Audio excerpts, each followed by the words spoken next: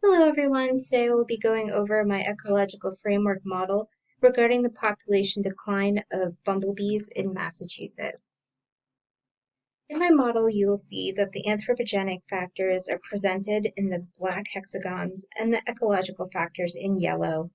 The double lines connect the factors to themselves, and the single brown lines connect the factors to the effects. I'll be going over each of the factors a little later in our presentation, but for right now I just want to go over some of the effects that is caused by these factors.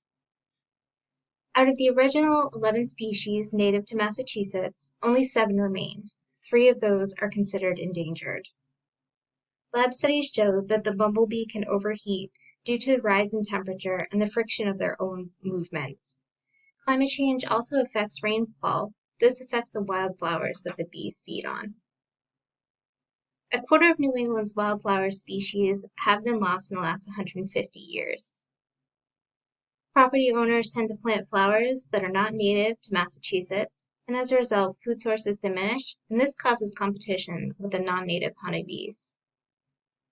Pesticides damage the bees' immune systems, and disease spread through the introduction of non-native bee species are a major cause of bumblebee loss.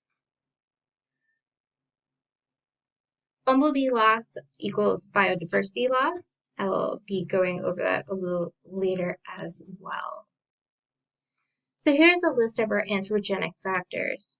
Land development causing habitat loss, use of pesticides, especially neonicotinoids, planting non-native plant species, and removing wildflowers.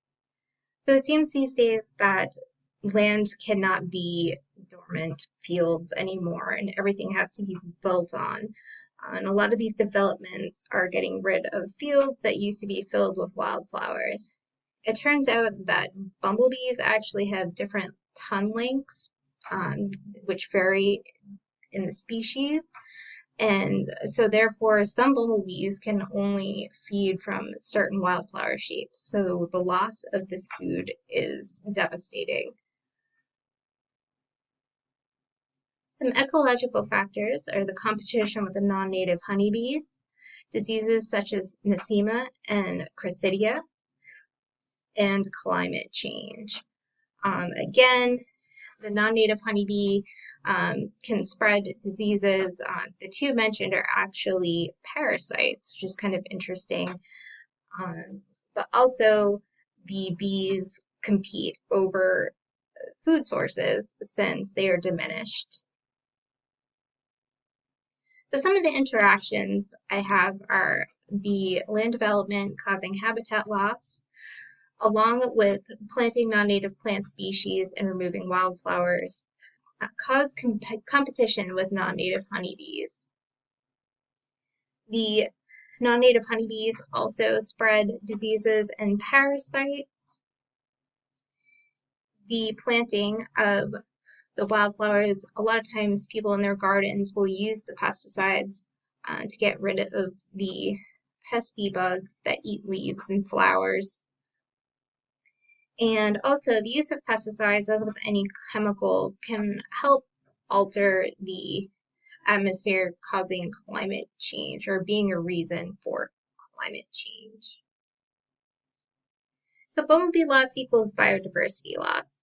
Bumblebees are a keystone species, so losing them would cause a bottom-up trophic cascade. The bees are responsible for pollinating local plants. Without pollinators, these plants would cease to exist or would stop producing fruit. Other animals such as rabbits, deer, and insects, to name a few, rely on these plants for food. Larger animals depend on the aforementioned animals, and humans rely on all of them. I hope my ecological framework model gave you a little insight into why bumblebees are so important, and hopefully the next time you go to the plant store, you get something native and you see lots of these fuzzy little guys bumbling around. Thank you for your attention.